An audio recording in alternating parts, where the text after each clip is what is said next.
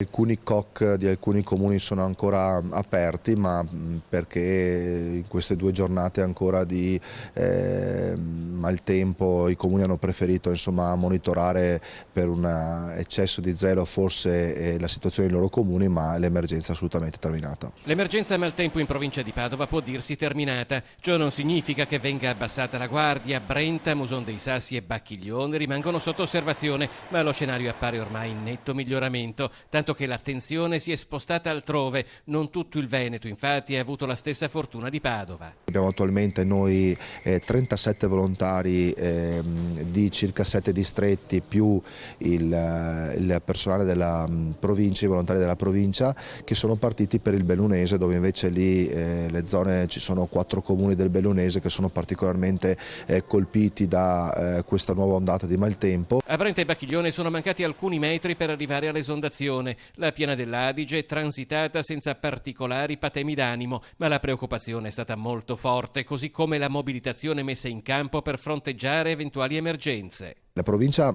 ha un corpo di volontari di circa 3.500 volontari. In queste emergenze non sono stati impiegati più di 100 effettivamente attivi ed operativi.